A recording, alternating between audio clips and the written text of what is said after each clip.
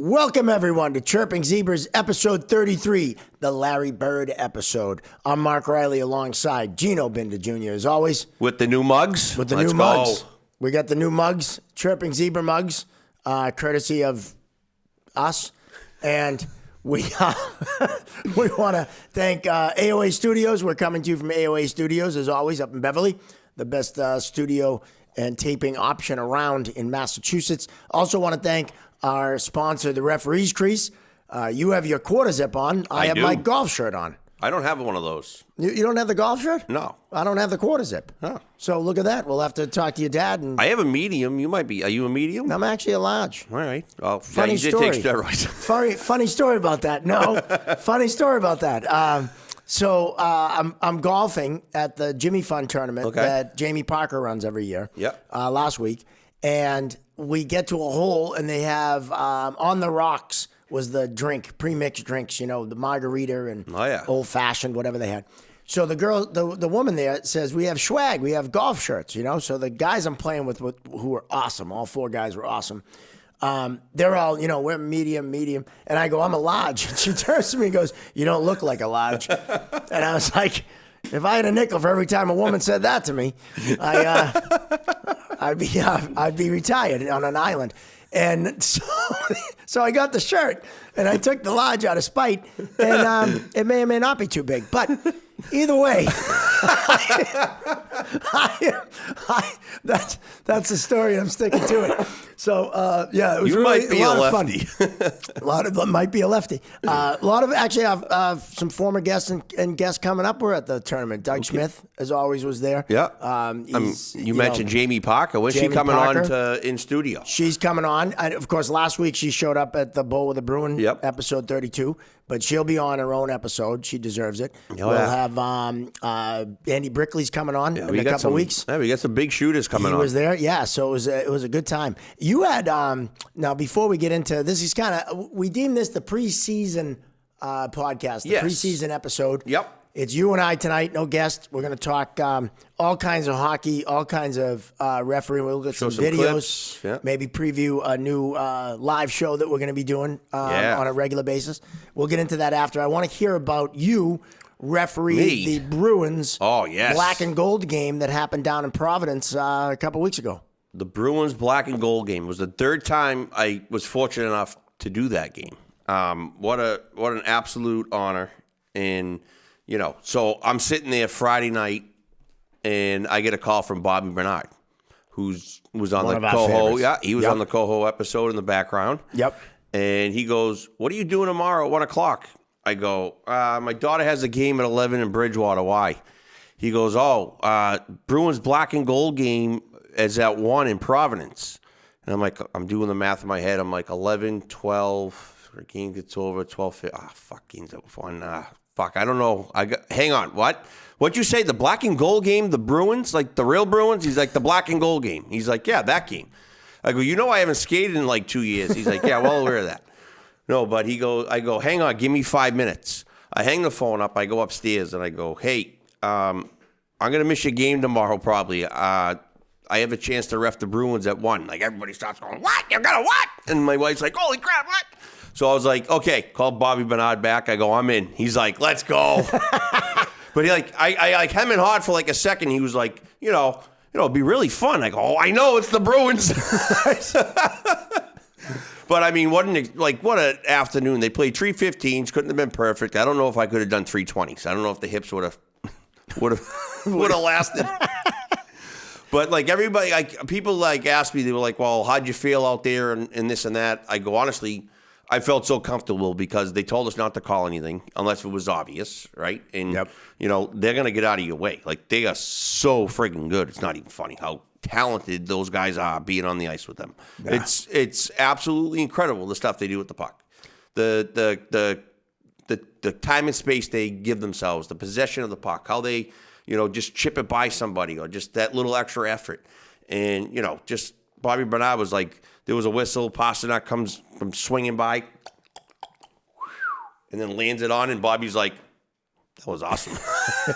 Like, it's just like this, like the skill these guys have are absolutely insane. Now, you got a firsthand look at how the Bruins might look for this season. What do you think? They're heavy, they're big, and they're fast. I thought they looked awesome, to be honest with you. Had a little fun out there with them. They move the puck so well. They see the ice. It was just up and down. And, the power play in the second period, they ran a power play situations the whole second period.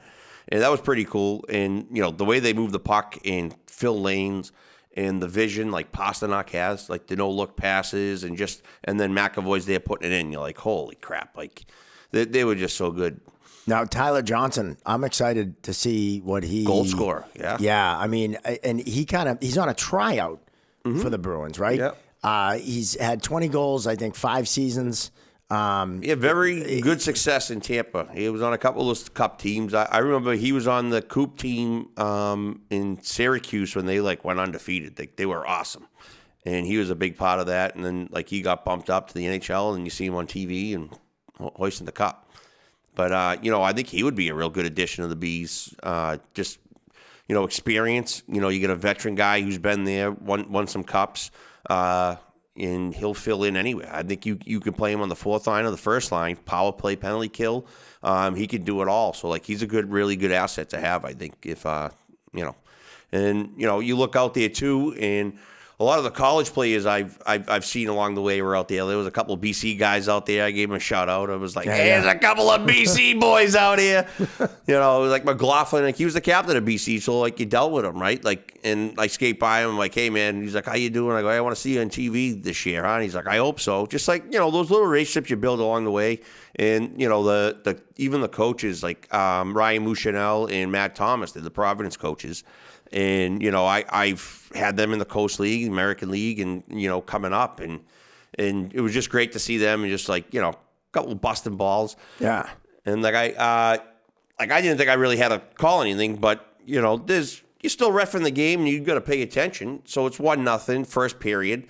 And this kid comes flying through the crease, boom, wipes the goalie out. The Frenchman's on him, but the kid took the path, took the goalie out, boom, shot in. And I'm standing at the top of the crease, right where we tell people to be. Right. And I saw it clear as day, and I'm just I can't believe I'm waving a goal right now. What am I doing? I'm not supposed to be doing anything. I'm just supposed to point. Right. But it was just natural instinct to wave it. And I look at Bobby Bernard, he comes flying in. He's just he just gives me that yep, you're a good kid. Because if he had something, he would have came right up to me, right? Yeah. And he would have been like, hey, let's talk here. And I go up to Miller, and he's like, I was about to come down to tell you that was no goal. I'm like, all right, perfect. So I go over and give a wave. And then you got Matt Thomas busting my balls yelling. He's like, come on, he got pushed in, Bender. Don't you stop. And we had a good laugh. That was fun. Everyone's like, oh, how was it? I go, it was really fun. It was fun. What's cool is that instinct takes over, right? Right. So you weren't out there thinking. No. You just react. Right. And I got a couple of things that happened to me with the Bruins alumni games recently, but we'll Nice. get into that in a second. How big is Zadorov? He looks like a giant He's on enormous. TV. I hope he's not lead-footed, but he, in front of the net, he's an absolute monster. Yeah. I mean, I was watching the game the other night, the preseason game, and I'm going, this guy is huge. Huge. Absolutely Huge. enormous. And, when you say, McAvoy's your smallest defenseman, you're doing all right. Right? Right? I mean, they got some beef. Yes. And it's in person, it's just as impressive. Yeah. Charlie Coyle is a big, strong. Yes, he is. Strong power skated forward. Even Frederick. I was shocked that he's unassumingly tall and big and strong. I was, because I remember him when he first came up in the minors. He wasn't he got his man muscles now. He's strong. He's not a kid anymore. So that's good to see. So you want even Thomas Tatar. When he played in the American League, I'm like, oh, when are you going to get up? And then he got stronger, and then he was a good good player for Detroit for a couple of years. Good goal scorer and that kind of stuff. But you see those guys come up through the minors, which is kind of cool, and you see them on TV and. Wish them all nothing but success. 90% of them are really good coming up.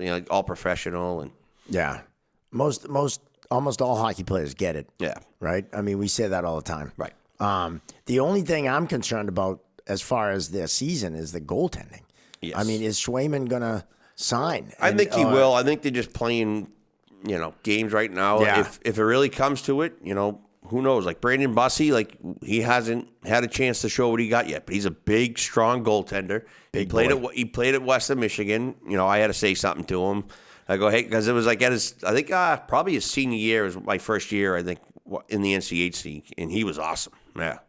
Yeah, and then Corpusalo is, I mean, he's a great backup, but if needed, can start. Oh, yeah. I mean, I just hope that, and of course, when we're taping this, the season hasn't started yet. Right. This will drop 2 days after it starts, but hopefully by then, Swayman's there. Right. I think you're right. They're playing that, I want this, we'll give you this. There's been reports left and right about this and that, and it's like, as they said in Rounders, man, pay the man his money. Yes. Right? Like, you got to keep this kid. You traded away a Vezina goaltender. Right. You got to pay him the money. I don't know. I just hope it all gets done. And I think once that piece is in place, I think, they're going to be one of the top teams this year. I mean, the goaltender is the huge piece of this. And if they have that piece, the strong goaltending, and build from there, they're golden. Like they got an awesome hockey team, and they got good coaching too. Like Montgomery's unreal. Yep. And I had some fun with the goalies. They did like they had like the pulled the goalie situation. So like I was the low guy, and I go, come on, dude. I forget what the goalies are in at this point, but I go, hey. I said their last name. I go, hey, you got to go for it, right? I was like, well, I go, line up on ESPN. He starts laughing. Yeah. And then I said it to the other kid. He just kind of looked at me like, I'm like, come on, we just said to humor, pal. But he was probably probably couldn't understand me. I was going to say, he might not have spoke English. That might have been the problem. Right? He thought you were yelling at him. And then in the shootouts, I go, hey, you know what to do, right? And he's like, yeah. And he's like, I go, yeah, stop the puck. Yeah. I love doing that to goalies. Like, you know what to do? Don't move till he touches the puck and then stop it. And they all look at you like, yeah, well, okay. Yeah. I knew that. Right. I think we're the NHL this year, I think, is going to be, as always, great to watch. Yes. I mean, there's so much talent. So fast. And hopefully, the Bruins will be one of those teams that's there. Mm-hmm. Obviously, there's some teams that, are going to be there again. Edmonton, I think, is looking good. You got Dallas, who last year was phenomenal. Yep. I mean, you got it's going to be a fun season to watch, right? Now, on that note, because we have a bunch of things we want to cover, we're going to start a little video review session. So on a regular basis, we're going to start second week in the season. We're going to do, we're hoping weekly, might be bi-weekly, but it'll be on a regular basis. We're working on all the details. But we're going to go live, all right, on all the platforms, right? Instagram, the TikTok, YouTube. We're going to be live, and we're going to review videos from the NHL and from Division I college hockey. We're going to do some of it tonight here on this episode. And you're going to be able to, the fans and the viewers are going to be able to type in questions, ask about videos, even submit videos or send videos that they want us to break down from the referee standpoint. Because a lot of people say, why did the ref do that? Or why did the ref do this? Or, why wasn't this called? Or what the hell is wrong? We're going to be able to break them down, right? Week to week, real time. And let everyone be involved and ask questions. Like we do this already for our officials anyway on Monday night. We do a Monday night Zoom, and we would just mess around with it. And, the debacle between me and my old man is worth the price of admission. Yes, it is. And the referees crease does that. That's one of the things the referees crease does to further enhance and develop young officials. And one of our former guests, Ross Cromaldi from Team Stripes, him and Nat, they come on all the time, and they have great input and insight, and it's good because it's not just listening to me and my old man all the time, or you, it's for who would want to do that? Listen to you and I. Well, right, but kidding. Of course, you want to listen to us. Yeah, like and subscribe. So like we want to hear from the group. It's like basically everybody probably has the same freaking question. Or, I always learn from shared knowledge and, sitting at the bar, listening to my old man and Luke and you guys all tell stories and, and laughing and joking. And this coach and that coach and this player, and I did this at that time. And it's like, you don't even realize it, but you're actually learning. And you're like, or if I'm in that situation, I'll probably, it happens on the ice, and you're like, when did I hear that? I'm like, oh, yeah. It's just, but, so like, that's why, like the Zoom or a platform like this, I want to maybe help a referee out in a situation and, get them by without, the building coming down on them. Right. And it also gives the people who don't have access to referees a chance to interact with us a little more live, right? And ask questions. I don't know how many times people call you. They call me. They're like, hey, this play happened in the Bruins game, or I was watching the Islanders game and this happened. Why did X, Y, and Z? Or why did he call this? Or why didn't he call that? And it'll be a cool way to, present some video, share some knowledge, get some questions, interaction. And also, I think, allow people to get an insight into something. My buddy, our buddy Chris McMullen, who runs Cyrus 11 down in Marshfield, does all our merch. Yep. He always says, watching you guys is like the referees don't do a press conference after a game, right? So you want to find out, why'd you call that? Because you don't get to ask the ref that. Well, in us doing this, we're able maybe to kind of fulfill that void of the referee. So we had a situation last year in a particular game. It was a Mike game, and the parents make the situation a hell of a lot worse. They do. Way worse than this. Like, there's collisions happening. There's people falling. Their mites. They're not going to really get hurt unless they go like 100 miles an hour into the wall. But they're not doing that. So, it's like if someone's swinging their stick or that kind of stuff, like the coach should police that. Like, the referee should call it, but like, what's the coach doing? You got to police your kid too. Like how are the parents the only ones seeing it and reacting? And like, you just see the parents yell and yell and yell, and then you see the kids' reaction get up, and it's just over stuff that doesn't need to be. And then when something violent does happen and the referee calls it, it's like, finally. It's like, what do you mean finally? Nothing happened yet. Like Luke says, he's like, nothing happened. I don't know why you guys are yelling. He stopped the game. So it's like, what are we doing? Like, it's just hockey happening. Like, just let it breathe, and I'll call good penalties. It's just like one of the clips, like, all over the weekend, I told you about that situation. Yeah. Like, people just can't let the process happen. Like, we had a game. You got the video. We do have a video of a game, but all right. You want to do a video right now? Well, I didn't want to give the league away during the story because it's a really good story. Oh, all right. Well then. But whatever. I meant if you wanted to jump in with a video now, or you want to. What do you want to do? Yeah, let's do this. This is a free form. Well, we're talking about episode because we were all over the place, but honestly, like we deal with a lot of stuff, and we want to make you better. So like getting into the videos, right? Like we beat ourselves up, right? And it's like you think, oh, okay, they called a major penalty, and it's like boom. When you think, oh, nothing happens to the referee, it's like, well, what happened to your kid that just took the major and ran the kid from behind? Oh, he's out one game and he's back doing the same fucking thing. Right. It's like, what do you mean? Like, oh yeah, you got to sit out one game. He should. Right. Like, you're not benching him one game for his actions. Right. Like, you want him out there doing that. So like, yeah, no. If the referee mislabels stuff, doesn't call anything, or he's out there loafing, guess what? Loss of game assignments.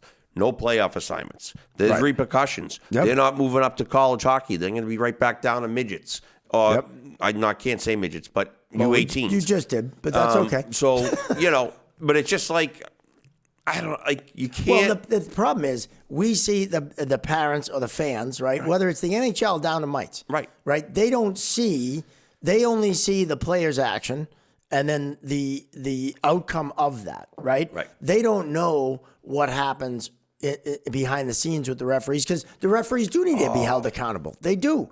And sometimes they are, sometimes they're not, but sometimes they lose game assignments. People don't know that. Right.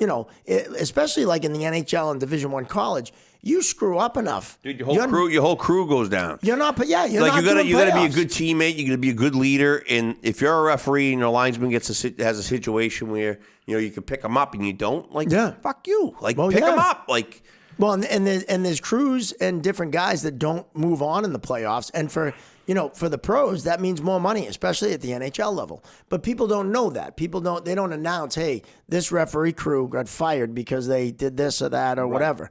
And I think that's where some of the frustration lies with parents and fans and whatnot. And I got fined a couple times back in the East Coast League, for different things, things that I did or stupid things that I did that no one knew. Right. But, like curving a stick and sending it back. Possibly like using a broken stick gauge to measure a stick and call an illegal stick penalty. But, Hey, so let's take a look at this one. All right. So like you said. What do we got here? All right. So you actually just brought up a good point. Thank you. Well, you don't even know what the point is yet. About not getting the whole picture, right? So yeah. We review all majors in basically all the leagues. So college, we review all the majors. Both junior leagues, we're reviewing the majors. We're not like I'm only like me and my father are there to help assist the discipline guy. So now they have guys who kind of separates us from the coaches. They deal with the coaches, which is really good, and it's been a good process. And I have no problem. My coaches reach out to me. I have no problem discussing anything or whatever. As long as it's cordial and, it's not toxic. Once it gets toxic, I'm hanging up the phone. See you later. We're in this together. And, you don't get the whole picture sometimes in videos. So, like, when you're doing a video, you're like, oh, man, I wish I knew what started it. So, like this one here, right? You're going to see a hit on the sidewall right where the linesman's standing, right? So yep. This is the one in front of the bench. Right. So right there. Right there. Right? So, like, you kind of see green come up high, but you really don't know what happens. And now you just see this. Boom. You see that? You don't know what happened, right? What just happened to that kid? So now we got to fight.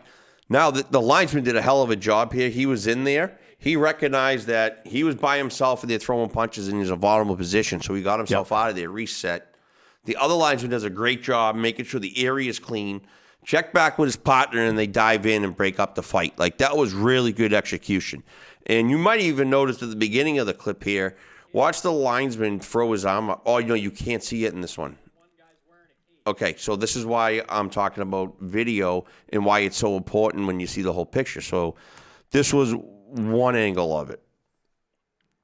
Now, let me ask you. That first hit, which was clearly an elbow, hit to the face, right? So 2-minute elbow. Was not called. Oh, it's not a 2-minute elbow. Oh, okay, cool. Oh, we got a different angle on it. You're going to have difference of opinion. Oh, very good. Because I had 2 minutes for elbowing in that first clip. And hang on. And one of our guests is on the bench for the green team. No way. Yes, Ken Hodge. Kenny Hodge on the bench? Kenny Hodge is on the bench. Oh, Kenny Hodge is on the bench. I love it. Yeah. One of our favorites. Right there. Oh, that was nasty. Now watch this. Boom. All right, now watch this. To the face. Oh, all right. Look at the line. Matt puts his arm up. Like, that's reacting to things, right? Yeah. So I thought that was a great job. But, he can't call penalties, so. But so you got that's definitely a 5. That's a 5. An elbow could even be a butt end, depending on where that stick is. But we'll give him an elbow. 5 for an elbow. That's a major game. Absolutely. Contact, right? So, but now. I sent that out to the crew, and I go, what do you guys think out to seeing this, that, and the other thing, right? So they got all this because the linesman saw it all, and so did the referee. So they had all these penalties. So the referee had them all. They had them all except for that first. The first 5-minute major. Right. That started this whole thing. So the linesman that's there that takes the brunt, he goes, oh, he just came up high on him. He goes, I really don't know. Like, I don't know where the contact was because he's bracing. The kid's like, in his body, right? And I'm like, did you get a sight line at it? He's like, no. He goes, I just know the hands came up high. And then you see White punch him, and then Green comes back, and then with the high stick right across the head, right? So they got that, and then the kid from the White team comes over and starts the fight.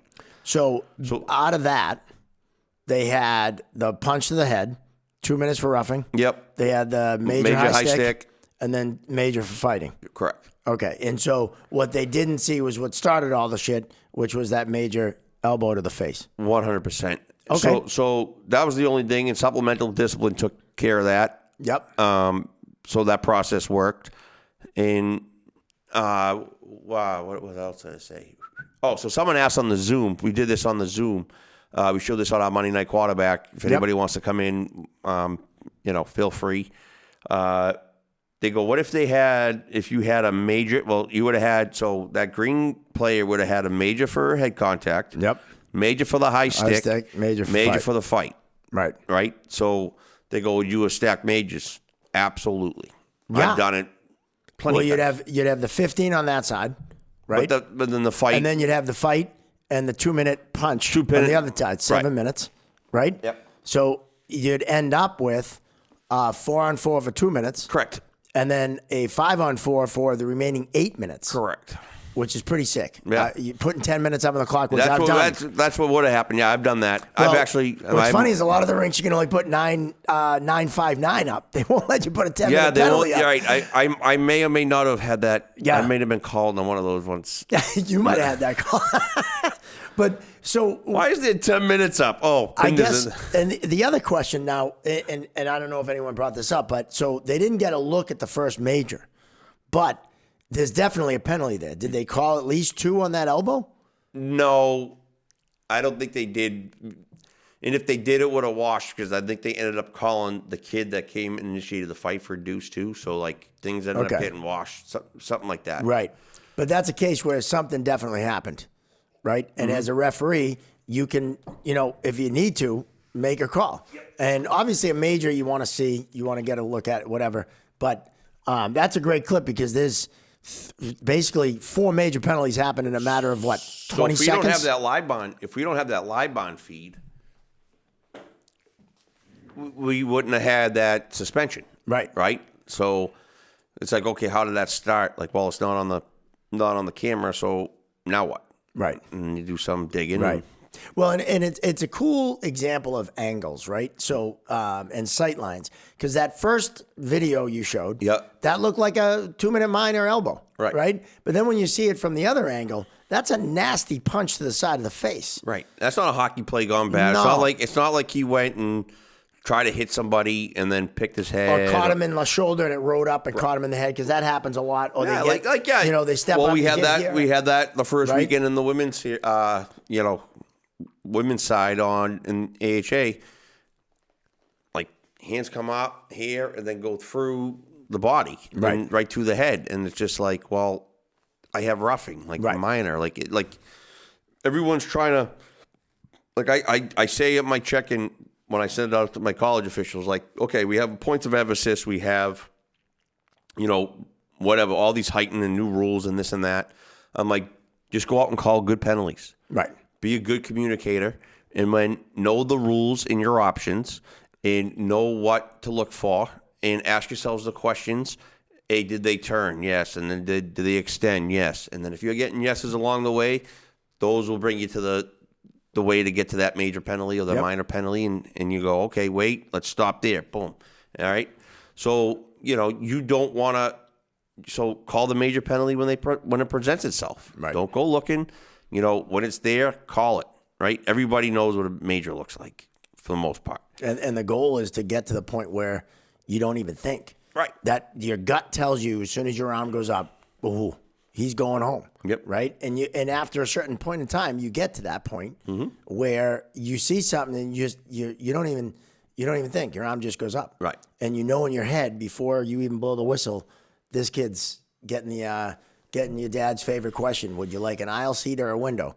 Right? Because he's going home early. Oh, dude, some of those lines my father and Jimmy Doyle used to throw out, during hockey, you ever ref, like you've done it, like ref in hockey night with Grav. Oh, man. And Doyle. And hey, kid, warm up the showers. Hey, kid. You want a window or an aisle? Like I all told those the two lines. kids they to fight. Oh, my God. Oh, that's right. Yeah. They were grabbing each other. Yep. Yeah. I said, go ahead. Take the helmets off. Let's go. See how tough you are. They both were like, what? I'm not getting in there. No, go ahead. Funny. That's it. So I've been fortunate to be refereeing some Bruins alumni games. Yeah, that's so cool. Which is awesome. I mean, it's awesome in so many levels because one, I get to work with a few of our former guests, Donnie Garcia and Doug Smith, the Goon. Right. Matter of fact, last weekend the three of us did a game together. Donnie was the linesman. 3 blind mice. Which was hilarious. Oh, yeah. And what was funny was, talk about instinct. So the player, they played the Danbury Youth Hockey Hat Tricks down in Danbury. Yeah. Yeah, nice rink. City, I guess, is, okay, from what I hear. Danbury Trashes. Yes. And AJ Galante was going to be at the game. I don't think he ended up coming, but he's back involved in hockey with that program now. Right on. But we're doing the game, and one of the guys goes up the ice, gets tripped in center ice. And I immediately looked at Donnie, and he put his arm up, but he's a linesman, right? But in my mind, I go, oh, Donnie's got it. And then he looks at me, and he's like, you're not calling it? And I go, you're calling it. And he goes, I'm a linesman. So I put my arm up, right? And I call, and it's a trip. Right. And we give the kid, a breakaway. Penalty shot. Yeah. He goes down, he doesn't score. Colton Orr played for the Danbury team, which was kind of cool. Oh, that is cool. Yeah, and he actually scored a goal. I slid over. I go, I think you just tied your NHL stats for the career with that one goal.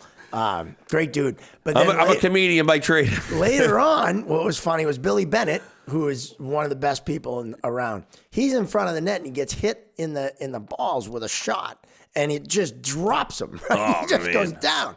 And there's a defenseman standing next to him. And instinct tells me, puck in the dick. He went down like nothing, And Donnie starts yelling at me, you going to call that? You got to call, that's a penalty. So I'm like, all right.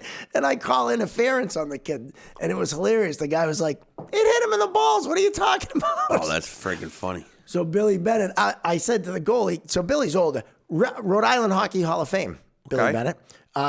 He comes from a huge, his brother and his dad both played in the NHL. Great guy, great stories. We'll have him on. I said to the goalie, Billy Bennett's taking it. Don't worry about it.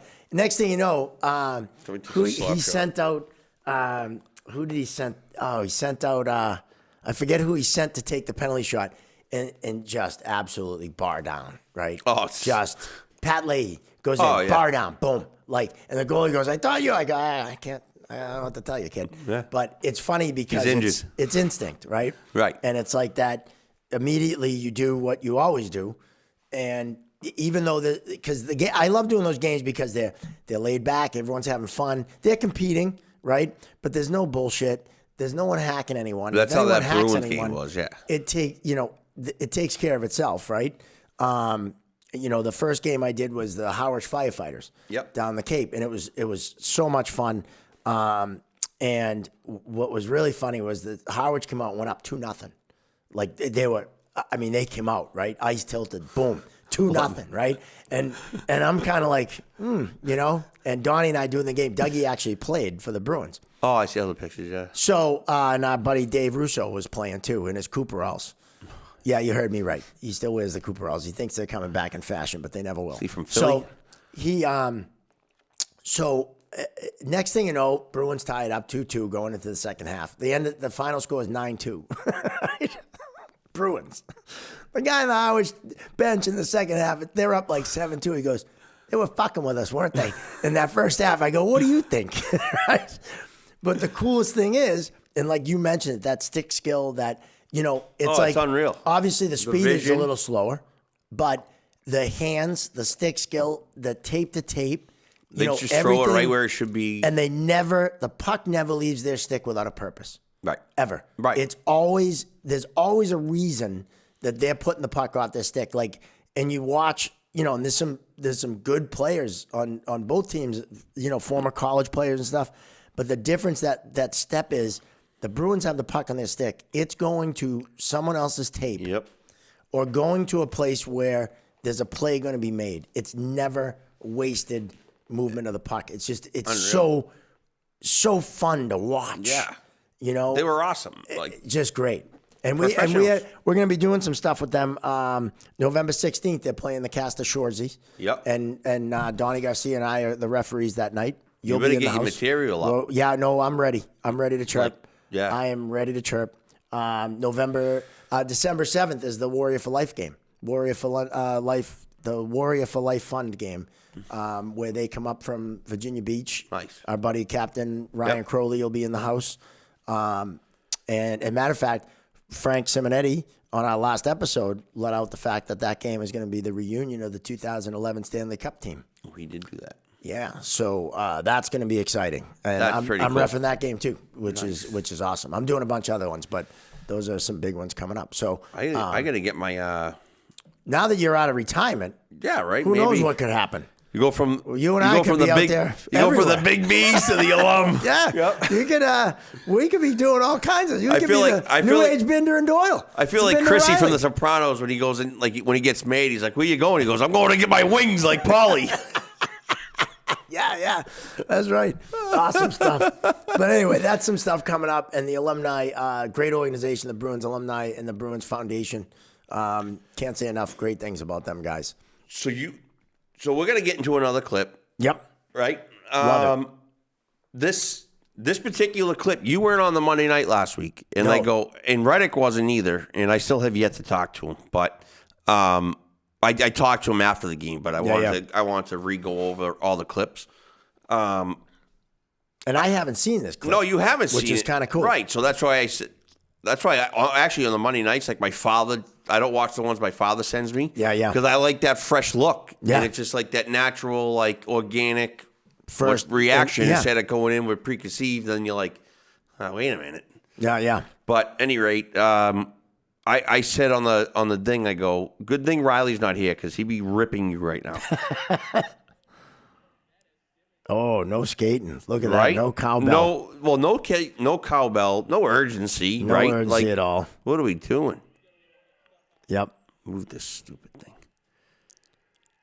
Right? The goalie's getting involved. Like right now, like first thing you're doing is paying attention to that guy because the goalie could honestly that's like throwing get gasoline him on a fire. under control. Yeah, right? because you know what's coming. The other goalie's coming down. Right? Or he gets involved, right? Yep. So now we got a couple of fires going on right now.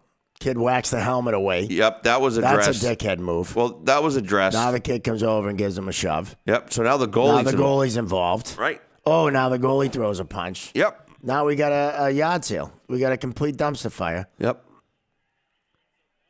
And this all could have been prevented if the referee just had some presence down in when he came into the zone. So I'm a maniac. So when if this happened, right? I'm flying right here. What do we tell a guy? Oh, you got to be flying into that zone. Right? So flying into that zone. So even here when you started all the way from the beginning, right? There's no speed coming in, right? Right, no reaction. We're coasting. So I would have been, as soon as I saw that helmet come off and everything, I would have been like, hammer and whistle. Hey, you, go, boom, no, hey. That's taking command of a situation, right? And diffusing something. Right. You don't have to come in swearing or anything like that. You just come in and establish a presence. Dare I say, toxic masculinity. There you go. As someone has said, when we yell at people, it's it comes across the way. But sometimes you need to be that, that you have that presence of, hey, I'm in charge. This is my game. Right. And you do that through your voice, through the whistle, through, the presence you have right there immediately. There is absolutely zero intensity from the the official. And as a fan, if I'm watching this, I'm getting frustrated or a coach, right? Because my guy just got his head literally almost taken off with a stick and no one's reacting. Right. No one's reacting. And then it leads to this. Right? Right. No, I think that clip happened before or after this, but there was just a couple clips. But I mean, it's the same game. Right. Same game. Okay. But again, not skating. Right. Which creates poor sight lines, and you don't get a whole clear, picture of everything. Yeah. And Luke Galvin always said, skate the building, skate the building, skate the building. What does that mean? Skate the fucking building. I mean, skate. Skate. Move your feet. Right? Never have enough cowbell, as he says. I called out one kid, I go, if somebody wants to watch a referee do this, watch this kid. This kid absolutely flies, does it the right way, and is an absolute stud up and down the ice, right? Right. He skates the building, he knows where to be, his presence. He's not getting hit with pucks on the sidewall. He's not in the way of play. He's moving his feet Not and dancing, skating. Right. worrying about getting hit. You're getting into position, getting down low, taking that extra hard stride. So when you hit that blue line, you're moving your feet to get down low. So, like, the reason we're late to the party is because we're not coming out of the zone with speed, coming nice, high control churn out, and exploding out and going up with play. You never want to be even with it, but you want to have momentum. So if you have momentum coming in, then you could adjust your speed. And if you don't have any momentum, you got to get up and get going and get into gear. Guess what? You're late to the party. Yep. And, that's what happens here. And, like, here we missed the first little infraction that leads to a big one because we're not skating. So, like, right here he gets caught, so he's not skating up. Now he's trying to catch up. See, that's not skating. No. Like, he's had, like, 3 strides. Like, and the stride you need to take is full extension, full recovery, right? And you need to be on the horse. Little choppy, right? Keep going, right? Even though that linesman's there, you got to cut right down to that net. You got to get down there. But watch this linesman. He's flying. The linesman beat his partner, who should have been there. So, no, well, hang on. His partner here should have been paying attention and being on a string. So he comes down low. All right. So this is a coverage situation for the referee, right? 3-man system coverage situation. All right. So we have hang on. We got a linesman covering. Yep. This other linesman comes up on the wall and he flatbacks. Now he's flat-footed. He can't do anything. Yep. Right. So now he can't go anywhere. So when the play comes back at him, we're going to have a naked line at some point, unless this guy does a hell of a job recognizing that we're going to have a naked line and bust his ass and covers it. He makes the crew look phenomenal here. Absolutely phenomenal. Yep. And the other thing, like he recognized that right away. Boom. Yeah, because there's no defenseman. White defenseman didn't pull up, so it's clear, right? Right. And then you got the penalty. You got another penalty. Now you got this kid grabbing him, throwing him down. Now we're going to have a fight. But watch. We missed this here, though, right? See, he's not moving his feet. We're gliding. If he's moving here, he would have saw that first little whack, right? Yeah, and then he gets the cross check. Yep. And then now everything else is kind of self-explanatory. So now White's getting the original, but it was actually Blue that had the original. Yes, Blue should have had the original. We should have been even up. And then this is not a fight, more of a wrestling match, but I think it might have been called a one-man fight.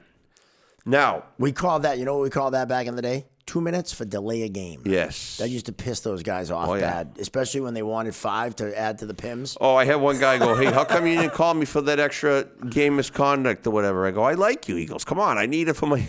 You want him for the PIMS. Yeah, the tough guys always want the PIMS. I used to love when 2 guys wrestled or grappled or just kind of danced. Yeah. And you go 2 each for delay a game, and they'd announce it. Right. And you'd hear him banging the glass, like, come on. I'm like, no, I'm not giving you a fighting major for that. Get out of here. Not happening. Used to piss him out. I go, if you're gonna drop the gloves and do something, do something. Make it worth our time. Otherwise, you're delaying the game. Right. So like when I was in the Coast League, that's when I really it was really important to get those right. Like I don't know. I remember those are like big supervisions after games were scrums and fights. It really wasn't like a penalty selection. Like hooks, holds, and trips take care of themselves. Right, get scoring opportunities, and make sure you get the violent penalties and keep the players safe. Right, and if you do all those, the building will know that you're protecting the game. And if you do miss one, you can't miss the next one. No, if you miss that next one, now you're fucked. Right, and now you just backtrack it all night long. Yep. But if you do miss one, right, get some information from your partners and be like, okay, well, all right, hey, I did miss it. And I'm not going to miss it. Yeah. How many times did I always slide over the player? What happened there? Oh, he cross-checked me. All right, I missed it. My bad. Right. I'm going to work hard to get the next one. That's on me. Right. All right, no problem. Because then that that you're letting the players know you're engaged, you're involved. You fucked up. You missed something. Right. And coach yells, and you go, hey, coach, I know I missed it. I missed one. That's on me. Mm-hmm. What are they going to do? Keep yelling at you? No. Nope. Of course, they're going to be like, oh, moving on. All right, thanks. Appreciate it. Yep. And that's it. That's why we always say, be honest. Don't make shit up. Right. Right? Because the video don't lie. Well, it can, but most times, Right. You say, "Oh, he never got him," and the video shows he got him. Like that first week, I think that did happen. My father was like, "Oh, they described this, this, and this," and my father's like, "Oh, if you, are you shitting me?" Dude, his face, you didn't see it. I was showing Cam before I was showing him on the Monday night, like him can't get on, like his face. He's like, still the best dressed guest we've ever had on Chirping yeah, still the best guest. Best dressed guest. Yep. Say that 10 times fast. All right, so this is this one. This one was another fun one. Now these are all junior level games. Junior level, yeah. We'll stick to juniors this week. College hasn't kicked up. Right. And then we got the NHL stuff coming on the CZP review show that we'll be doing. Where's the mouse? So you've lost your mouse. That's got to be a problem. I just saw it. Oh, there it is. So fucking small. 2 refs can't find the mouse. Yeah. How funny is that? We're fucking blind. Well, no, it's well because we're screen recording, mirroring this thing. Yeah, right. Yeah. So you my don't mouse need to is tell like me excuses. You couldn't find it. That's okay. It's too small. Your mouse is too small. Oh. So this is just an assault happening in the net. Yeah. Right? But now we got people coming down. So, like, we broke this down pretty good. We got referees breaking up fights. We got a lines person over there breaking up. Well, and 2 that's kids throwing dangerous. punches. Putting yourself in harm's way like that is a little tough. Not worth it. No. But, like... And now no one's got eyes on anything. No, she does a great job, though. Like you can't leave that one to go to another one. Like, you got to stay with your partner. Right. You got to stay with your partner. And you know what? I know instinct takes over, right? And you're in the moment, and you want to jump in. Like 2 or 3 times, so we'll just keep looping it. You want to jump in, but and a lot of people will wonder, 2 guys will be beating the bag out of each other, and they're like, "Well, why isn't anyone jumping in?" Well, it's because you don't jump in alone, right? You you go worst to first, especially when there's multiple fights. Right. You don't ever want to go into a fight alone because what happens is you end up getting hurt. Right. And like right here, no one's with the red player. The referee has to go with the red player. Right. So like here it is again. We got white on top of the red player, right? And so now you can't. This is the main event, right? You can't leave the main event. Stay with those 2 players. Everybody else is on their own at that point. The referee can, start taking numbers and guiding. And like right here, if he's taking advantage of, like the lines person should have stayed with the main event. With the first one. Get them off the ice, come back down, deal with these 2. Originally? She was there and then left because 2 more scrums picked up, 2 more fires picked up. But guess what? Too bad. No. Like, let them, they're willing combatants. Let them figure it out. And the other lines person did a great job getting those 2 down. Like, he escorted 1 player right off the ice. The other guy was kind of done with it, but, like, separated them. And then he comes back and helps out here. But see now, like, and friends of mine always just say, "Oh, breaking up the fights must have been terrible." And I always said, "Well, I was the referee. I never broke up the fight. Right. I never went in. I did. Never. You did because you like to fight. Yeah. I like to fight too, but look at my nose. Not once. So like that kid could have got an extra 10 just for like resisting a linesman, just tacking on. Like if easily. See, like you don't want to put yourself in harm's way. Like right here, you just want to like pancake and try to lay on and try to wedge yourself over the kid's head here. Not try to pull him off because that's not doing anything. No. What you want to do is get up underneath and just lay on top of him. And now your back is exposed to the kid on top, right? Now you like wedge yourself in over the kid's head. Like you got to get down on the ice and wedge in. So like when you're pulling someone, you have no leverage. You're not going to get somebody off the ice that's going down. It does. I don't care how strong you are. I don't care how strong you are. Yeah. You got to get down on the ice and wedge yourself in there. And lay right on top of them. Right. Lay right on top of them. So now he can't throw. They're lucky there for a couple of reasons. One, that first altercation, they got up and stopped when the linesman told them to, right? Yeah. If they didn't, right? And then you got the kids hanging out up near the side of the circle. And if that doesn't end the way it does, someone's getting involved. Right. Even when they're standing next to each other, you got to separate them and get the hell out of there. That's the referee's job. Say, hey, because you saw that Ben clip when they just, like, there's two people they just look like they're standing there. Jamie Benn. Yeah. And he just decides to be a prick. And boom, I'm going to hit your stick. What are you doing? Boom. Now it's another fight. It was just two guys standing next to each other. Right? Like, it's like, no, don't trust the players. Do not trust them. Get them get them away from each other and get them to their benches. And if not, you threaten them with suspensions and everything else, tens, whatever. Yep. And they're like, oh, were you going to suspend me? Yeah, get out of here. You're suspended, right? Jimmy Doyle used to say, hey, you're in double secret probation.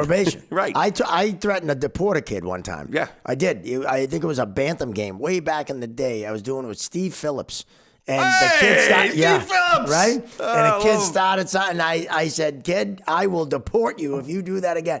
And he's laughing his ass off. He's like, I think you just threatened to deport a kid. I go, yeah, you're damn right I did. Yeah. And the kid was like, I can get deported? It's like, yeah, you idiot. Get out of here. The key thing is, and again, looking at it from someone that's not a referee, right? Yeah. Just a fan, a parent. A lot of times they're like, well, why don't they get involved? Well, there's a reason why you're not supposed to get involved. Well, they're willing combatants, right? First off, they're willing combatants, right? I mean, little kids, right, that really not going to really hurt each other, but, like, you get in there. And, like, what we said on the clip, there's no right or wrong way to do it, but when you're in that situation, it's survival mode, right? Yeah. Well, I would argue there is a right way. Well, no, there's a process. Way. No, there's a process, and there's tools. Way. And there's ways to help yourself survive that situation. Right. Like, I call it survival mode, but there are tools in the toolbox to use. Like, I don't think I can show the East Coast League clip because it's there, whatever. But I show it in my training videos, just in my classrooms and stuff during the summer. And it's a great clip of Ross Cromaldi. And And he has two line brawls back to back at the end of a game. Oh, that video is awesome. It's incredible. And, like I joke because we had this Monday. The first Monday we showed it. Right. And I said, hey, do you want to, I go, should I show that clip again? Right. And he's just like, yeah, right. Because it's the same thing. It's how to wedge yourself. Like, there was two players, right? And he started to grab from behind. He was like, nope, that's not going to work. And you just see him wedge right in and get up underneath. And now he has the arm. Now, how are you going to throw a punch with someone like, boom, you're restricted just because his shoulder's up under there. Right. It's just those little tricks of the trade that help you get, save a kid from taking a punch or you getting a punch or whatever. Yeah. Like, you never want to pull someone from behind because you have no leverage and they don't know who the hell you are. Well, and that I was just going to bring up one of the most famous episodes of that was with Andy Van Hellemond and Terry O'Reilly. Two people we hope to have on the podcast. Right, he tells that story, yeah. Andy grabbed Terry during a fight from behind. Terry turned and popped him, not realizing it was Van Hellemond, the referee. He just got grabbed and there was a fight and boom, punched him. That's it. And when they're on, they'll tell the story a lot better than I do. But the NHL was going to throw O'Reilly out for life for that. And Andy went and said, no, this was on me. I grabbed him from behind during a fight. I never should have done that. Right. And that's what kept him in the league. And that's why you never grab a player, especially in a heated moment from behind. They don't know, right? What do you do when someone grabs you while you're having a fight with someone? You turn and swing. Right. Right? And so you never, ever, ever want to grab anyone from behind during a fight. And it's funny how, like, we're breaking down film and, like, the supervisors can be harsh sometimes. Oh, yeah. And I remember I was out in the USHL on my first showcase, and, I think Charlie Banfield was there, NHL supervisor. Scott Brand was in the building. Oh, two people are my favorite. Yeah, right. So I'm shitting my pants, but I'm out there. They're not my favorite people, okay? Charlie fired me, and Brand was I love Charlie Banfield. He was one of my favorites. Like, great really? guy, I'm sure. Oh, no kidding. Just a bumbling idiot on the phone when he called and hired me and then fired me a week later. That's all I'll say. Oh, man, that's too bad. I want to have Dave on, his son. He was great. Yeah. I want to have Charlie on, nothing against too. Charlie. I have nothing against him, and I know a he was the product of the He had situation. to make the phone call. And he made the phone call. And, you know, dude, you're lucky you got a phone call. Sometimes they don't even give you the fucking phone call. And I know he couldn't have been honest. Because if he was honest, I would have had a lawsuit for firing me for my nationality. Well, yeah, I mean. So I get it. And I don't hold any ill will. Yeah, that wasn't his decision, though. But Scott Brand was one of the names he brought up. And that, let's just say I'm not a fan of his. I just struck a chord. All right? I'm not a fan of his. So last time. I love Charlie. All right, so those guys weren't there. It was two other people. Well, the last time I ever talked with Scott Brand, all right, and again, I don't really know him other than that he was the GM of Waterloo. Yeah. I'm walking down the runway after a game. Oh, he was a supervisor. Lively, he was my boss, right? One of my favorite people in the world, Johnny Lively, who was worked with in the USHL and the East Coast League. He's a firefighter in New York. Just a specimen of a human being. Love Johnny Lively. He and I look similar. You know, kind of, you know, not too tall, stocky. Yeah. And we didn't have nameplates back in the day. It was just our jersey. And he yelled, you know, Lively, you fucking suck down the hallway. So I turned around and I said, listen, you fat fuck, if you're going to tell me I suck, get my fucking name right. And he may or may not have canceled the hotel. Lively, Riley. Yeah. But there was no nameplate. He read the game notes. He said Lively. And I think, but anyway, that's funny. And he was one of the ones that Charlie referenced when saying my heart wasn't in refereeing anymore, which was one of the main reasons why I lasted a week. Well, did it have anything to do with your off-ice antics? All right, what were you saying? What was the story you were telling? No, so honestly, like getting like hard supervision. I remember like a kid shot a puck at me, but not like at me, like. I called the penalty on him. He's like, what the fuck? So I teed him up with a 10 or something, and I didn't throw him out or anything. He was just like, blew the whistle. He was like, fuck off. One of those deals, right? And I teed him up, and then afterwards, like I was like, I fucking teed that kid up. I'm like, yeah, fuck him, right? And Brand's like, no. He should have thrown the puck at you. He should have fucking hit you the way, blah, blah, blah, blah, blah. You missed this, and this, and then that happened, and then blah, blah, blah. Like, he like fucking lit me up, and I'm like, yeah, that makes sense. I kind of, that's legitimate, right? Like, okay, I can see why. And then after looking at the tape and you go, oh, yeah, I did miss that. And, I can see why that kid's pissed, right? So, but it's like, yeah, you're pissed in the moment, right? You just got fucking shamed or whatever. It's constructive criticism. Don't take it fucking personal. No. If you do, you're already lost. No, yeah. You got to take it, run with it, and learn from it, and don't do it again. Because if you do, now we got a fucking problem. Don't do it again. And, you know, I worked the final that year. So, you know, you got to, if you don't, I remember my first year in the Coast League, I had a horrible February. Well, it felt like a horrible February because, like, you know, you're getting, like, bombarded with clips and whatever, and you're going, ooh, fuck that one up. Ooh, really messed that one up. But in reality, it was just teaching clips, and they weren't really beating me up. And, like, you take it like you're doing a bad job, but you're really doing a good job. And then I got a phone call saying, hey, you're going to get 2 American League games, my first year in the Coast League. And I go, what? He's like, yeah, you've had a great year, and you're going to get rewarded for it. And I went, I thought I was just going to get fired the way the fucking emails have been coming, Joe. And he's just like, no. He's like, just keep getting better and, you know, keep learning from the things we're sending you and what we're telling you and the supervisors. Like, we had great supervisors in the Coast League. Like, they were great coaches. They weren't, like, very rarely one of them came in and fucking yelled and screamed at you. They sat down, you had a fucking beer afterwards, and, you know, you went on. It was great. Like, you know, some supervisors let you drink during the supervision. Some, you know, you waited to wait till they left, and then you cracked them, right? Yeah. But you got to know who's in the building and whatnot. But, you know, that's how you get better. And if, like, some kids fiend for it. Like, Luke's hard on people. Like, he was hard on me. There was days where I wanted to leave my shit in the room, right? Yeah. Yeah. I coach with him. And then when I work with him, he was hard on me. Yeah. I mean, he expects that, like he expects you to execute it and do it right and don't cut corners. And those people, like, nobody holds anybody accountable anymore, right? Like, you got to hold each other accountable.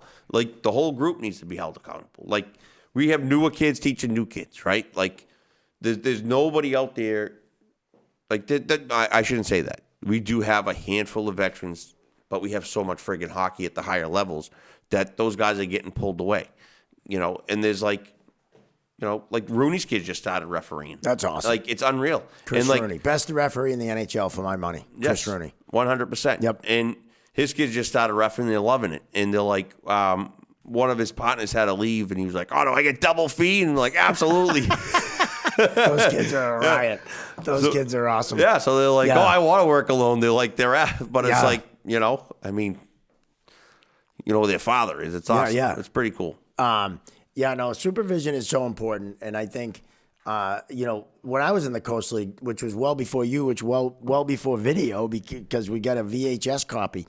From a camera way up in the rafters that showed the whole rink. Right. I mean, there was no real breaking down of film, so to speak. And you needed bigger glasses than what's on the table to see them. Yeah, I do. These are so I can see things close up. But, like Andy Van Hellemond was my boss, so you can't get any better than Brian that. Lewis was my boss. Yep. Like, my first year, he was phenomenal. Ron Asseltine, who supervised me a few times. Yep. Talk about a legend, especially at the Garden, burying the guy going after McCreary. We're trying to actually get in touch with him to come on the podcast. What was the biggest takeaway you took from him? His was presence. Presence? Like he was all about presence. Now his nickname was the Bear. Right. He had presence, right? But his thing was, you always need to have presence, and you didn't have to be his size to have presence, right? That was one of the big things he kind of really hammered. So for Brian Lewis, like his big takeaway I took from him, and I always took it, and I wasn't always the greatest rule book guy, but I knew the rules. I knew what I had to, and you don't make it up. But he always said, if you call the game and the rules come back, what you see and what you call, I'll be your best friend, right? And he goes, I can back you if what you say match up to the rules in place and the wording, and you can match it to your call. He goes, I can defend you and be your best friend. And if not, I can't. If you don't know the rules and you can't back the calls you're making and you muck it up, then we're going to have a problem. So, at training camp, right now is training camp season, right? A lot of fun. So, at training camp, he would pull the book out, and I'm not shitting you, we read the East Coast League rule book from cover to cover at training camp. No kidding? Went right through the whole fucking book. Right? Everybody took a chapter, everybody took a page, and just fucking read it. Wow. Everybody, and we dissected rules, we watched clips, all sorts of crap, but and off ice, and then you had your fun. Training camp consists of probably 3 days, and they're 3 full days, right? They're full fucking days. You're up at early you're in class 7:30, eating breakfast. You're right at it, and you're there all day long, and then you get on the ice. You're doing some fitness stuff, and they skate you pretty good. And you have some fun at night. I remember the Coast League. We always went golfing or something like that. And had a fun. Where was your training camp for the Coast League?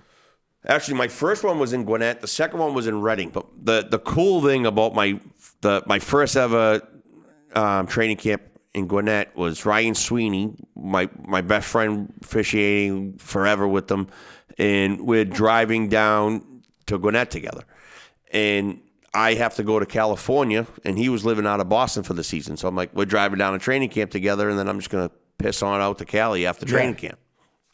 So we can't just drive down. We make a week out of it. Of course you did. So our buddy Matt Reynolds at the time was coaching baseball at Navy in Annapolis. So we get on the horn with him, and we cut through New York City. We stop at Yankee Stadium. And no shit, we just stopped there just to get out and walk, and Cashman, the GM, starts walking out, and we sit there, we get a picture with him. It was unreal. And then we mosey on down to Annapolis. We have a night with Reynolds, and he's going to hate me for telling this story, but it's fucking hilarious. So we stay over, we go out, and he's living with 6 people, huge apartment, right? It's so he's coaching baseball down there. He gives us a sick tour of the campus. We're in the batting cages, and we got to hit some balls, saw a 90-mile-an-hour fastball, couldn't get around it. It was insane. But it was fun, and so we go out the night, and the next morning, we still got a day and a half to get to Gwinnett. Right? So we're like, what do you want to do? We're like, let's go tour Washington for the day. So, we went and toured Washington, D.C., so, the whole thing. They were, the changing of the guard at the cemetery. It was Soldier, it was awesome. And but we wake up in that morning, and he has there's 2 dogs that live with him. Not his dogs, his roommate's dogs. And Sweeney's not a dog person, and I'm in the shower. It's well documented. You are not a dog person. I am not a dog person. Thank you. Right? So I'm like, the only guy afraid of Frankie Chirps, our official mascot, our Yorkie, our hockey Yorkie. Licks you, sniffs you, might piss on you. He doesn't piss on you yet. Yeah. So I'm in the shower. No one's in the house. Everybody's gone, right? Everybody's got a life. And Sweeney's like, hey, I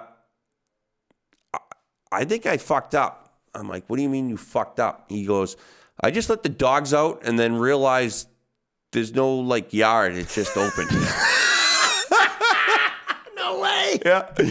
So I'm like, he just opened the door. I'm like, why'd you let him out? He was like, I don't know. They were scratching at the door. I don't know what dogs do. Like, he's not a dog person either. Like, just let the dogs out. So he just let the fucking dogs out. Who let the dogs out? Who let Sweeney. Sweeney let the dogs out. Who did Reynolds? Oh, so we got to call Reynolds, and Reynolds is like the last person you want to piss off, and he's like, you mother, like just lose. He's like, you guys gonna find them? So we're driving around his neighborhood looking for the dogs. We must have spent about an hour and a half looking, and we were like, dude, we gotta go. Those dogs were living their best life. Yeah. So like the neighbors found him in a pond. Some I don't know. In a pond. So we mosey on down. I don't know. So you left without finding the dogs? Oh, we couldn't find them. We spent like 2 hours. We drove around. Like, and Reynolds was like, you got to find him. We're like, dude, we can't. We went to his practice. He's like, what the hell are you guys doing here? Look, we lost it. We lost the dogs. The dogs out. He wanted to kill us. Oh my God. That is freaking hilarious. Why'd you let them out? They were scratching at the door. Why wouldn't I let them out? So that was my first training camp at the Coast League. I couldn't tell you what happened down there. All I know is, actually, it was really cool. We got to get Mr. Kelly on. Pat Kelly is the best. PK. So he stops at my name, and he's like, Bender. He's like, Gene Bender from Boston? I'm like, yeah, Mr. Kelly. Yep, that's my father.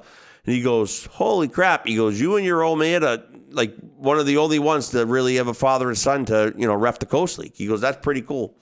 But I think there was a couple others, but, he's like, oh, that's awesome. Father and son. My father worked the first year of the Coast League. I think their inaugural season. Because they switched from like Atlantic or something. They merged. There was a bunch of teams like the Erie Panthers and all sorts of teams.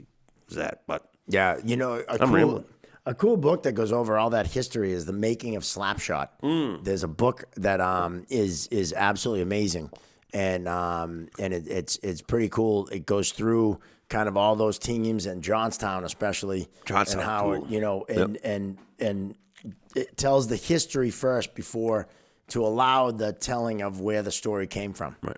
It's a really cool book, The Making of Slapshot. Peter Burrell, who was one of the assistant directors on Slapshot, will be a guest. What's the story with that dog? Episode. What's the story with that dog? That's awesome. He recommended that book, and it was phenomenal. I didn't read it, of course, because I struggle. I can read. I just don't like to. I don't like to read either. No. I read. I read. That one's rule on books. tape. That one's on tape, and it's a phenomenal read. But it tells the history of all that and the league and whatnot. Nice. When we had training camp, so a lot of people ask, do referees have training camp? Because obviously players have training camp. We had like a referees Zoom. do. Well, some were more extensive than others. One of the training camps I really enjoyed. So my East Coast League training camp was in Wheeling, West Virginia. Reading was my second one. That okay. was, yeah. Well, I don't know about Reading, too. but when you drive on the highway, it says Wheeling, next one exit. And because it says nothing there. Oh, I know. But we had a blast. The we played golf. There. That's fun. Well, see, it wasn't there back then. Oh, there was really? nothing there. Yeah, it was just. Oh, that's too bad. The casinos. Wheeling, and the people were great. Yeah. The people were great that lived in Wheeling. It's just that there wasn't much there. No. But other than the Nailers, and that was the team that played there. But we had a blast. We did training camp for the Western Hockey League out in Calgary. No, so that's we cool. went out. It was in August. And the NHL actually sent 6 of us out there to do the training camp. Chris Rooney was one of them. Ian Walsh, Johnny Lively, Dave Hansen, myself, and Harry Dumas. Oh, Harry. The 6 of us went out, and it was a blast. We spent a weekend out in Calgary, and it was just us 6 Americans against the 30 Canadian refs, or who, how many ever there were. And, Scotty Zelkin was one of them. You guys didn't win the ice ball tournament, did you? Kelly Sutherland was one of them. Well, interesting. We do the competitions, Yep. all the physical fitness stuff. Yep. Pull-ups, I won, did 34. Well, you cheated, though. No, I didn't. 34. And they said I didn't on the last 3 extend. So they only gave me 31. And so the kid from Canada won with 32. And even he said, Rouse, you beat me. No question. I think Lively won the push-ups. Harry Dumas won the skating, the shuttle skate, and the speed. Wow. Yeah, we dominated in a lot of it. Of course, none of them were official because something happened that, they had to let Canada win. But we had a blast. We love Canada. We got a good showing in Canada. No, I love you, Canada. Nothing against. We love Canada. Yeah, we got an audience up in Canada. No, we love Canada. But we had a blast. I mean, talk about hospitality. I mean, we had a blast. We had more fun out there and busting each other's balls. About there's America nothing thing. better than the training camps. Like the NCHC always had a training camp, right? Like they bring you out for 3 days, and then they shrunk it down to 2. But it was because you don't see all the referees all the time. So it was nice to get together with the group and you just have fun for the weekend. Yeah, but you're there to work too. Well, you got to skate. There was. I mean that Western League one was intense. The skating was intense. I mean it was really really. Don Adams kicked our ass for 45, 50 minutes, and then we did another half hour positioning and walk through drills and stuff like that. But and then you had some fun plays. Then we scrimmaged. Yeah, no, it was a lot of fun. So training camp, big thing for everyone. Yeah, they're fun. Kick the rust off, get in the rule book, go out there and execute. Then Well, we've executed tonight. I think so. You and I, and we gave a little preview into the CZP review show that we're going to do in season. We're going to check out video. We might even bring other sports in too. You never know. I can't say CZP. That's a tongue twister. CZP. CZP. Yeah. Well, CZP comes from, I mentioned him earlier, Chris, our buddy down at Cyrus 11, who does all our merch, designed a new hat that's going to be coming out. Nice. And he designed it with CZP. Yeah, that's pretty cool. It's super cool. And it's going to have the zebra head on it. And so I like it, CZP. I mean, it's way cooler than any other referee podcast out there. Damn straight it is. I challenge any of them to be better than us. I don't know. Team Stripes is pretty good. Yeah, Team Stripes is pretty good. But yeah, we're going to have the CZP video review show where we're going to go live. We're going to take messages. We can't take calls. That's old school. But we'll take messages and we'll be live on all the. How many cell phones are we going to have up? All the socials. No, see, our producer, Josh Dolan, one of our producers, Josh Dolan, has software where you can go live on all platforms at once. So you don't have to you only need one camera, boom, sends it out to all the social medias. So we'll be live on everything. So it's pretty cool stuff, very exciting. And we'll be able to interact with the viewing audience. All right, but say we watch we go live. We're gonna watch a Bruins game, right? But we can't show the Bruins game. No, but we can talk about it. Yes. So if we're watching a game live, we did that last year. We watched Game 7 of the Stanley Cup final. You can't show the game, but you can talk about the game. Right. But the way we're gonna do it, we're gonna use videos that are out there. So if you can show a video and talk about it. As long as you're commenting on the video, there's this blanket something, I don't know. Josh knows about it. We need some lawyers. We need some people to talk to the NHL, and let's get permission to go over these friggin' clips. Oh yeah, no, but if they're out there, we can. If Peyton Manning and his brother can watch and get on and be on TV, come on. Well, Peyton Manning and he's a little different than you and I. But we can talk about videos as much as we want. I know I just compared ourselves to Peyton Manning. Yeah, and Eli. Yeah. And you know what? But I said if those two they're bumbling idiots. That's what I mean. Like if they can do it, we can do it. We'll figure it out. Don't worry. But I love lawyers. Peyton. I hate Eli. We know Fuck lawyers. the Giants. I hate the Giants. And I don't hate Peyton Manning. I always hated loved when Peyton he played Manning. him. When he played, I always rooted I for hated Bats. him. Yeah. But after seeing him on the Brady roast and like, he's like Derek Jeter, right? Like I said that in the last. Yeah. Right. He's just like him. Like you. Okay. Yep. You talked about you admire greatness. You admire greatness. Yeah. You have to. But and we're great. At least that's what we say.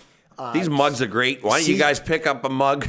We got to get the mugs. We got to get the mugs on the online store. So anyway, all the socials. We're going to be on all the socials. You should find us on Instagram, Facebook, the TikTok. We go TikTok live. We'll be live going over videos. Like and subscribe on YouTube as always. We need those subscriptions. And we got a lot of exciting stuff coming up, a lot of exciting guests coming up. And we got the hockey season upon us. So, I mean, fuck, what's better than that? Football, we're in the middle of football. Hockey starting. We got basketball starting. Start the kid. So we're fired up. And we are so happy to have you along for the ride. Also, we'll be happy to have you like and subscribe. So we have that. We got problems over there as we're wrapping up? Yeah, the screen share stopped, but I think we're good. We're good. We're good. We don't need the screen share anymore. No, I know, but I just hope this shared. We're good. Wrap her up. We'll be good. You want to drop the mic like Billy Stewart, or just go into a screaming tirade about why they should support us like Lenny Clark? Some great finishes. We've had some epic finishes on this show. We do have some. We have some epic finishes. Yeah. And this one is no different. It's just becoming like a date in ninth grade. I don't know how to end it. I'm waiting for someone to do the Costanza. That's it. I'm out. I'm done. Yeah. Or a Kramer. I'm out. Slap the money on the table. You know the episode. So we'll see you. This wraps up episode 33, the Larry Bird episode. Yes. We didn't bring up Larry Bird, but that was his number, and 33 will always be linked to Larry Bird for us and for our money. Greatest tripper of all time in the NBA. He talked about trash talker. Unreal trash talker. Like those reels have been coming up. We can't end the fucking episode, sorry. But no, those reels have been coming up, and like the stuff he used to say and then like execute was awesome. The Bird would tell him, I'm going to get the ball here, I'm going to dribble here, and then I'm going to shoot. Yep. He'd tell him what was going to happen and then fucking do it and hit the shot to win the game. Right. I mean, like incredible. Right? I mean, Jordan was the same. Magic was the same. Yep. You know, they're just incredible athletes.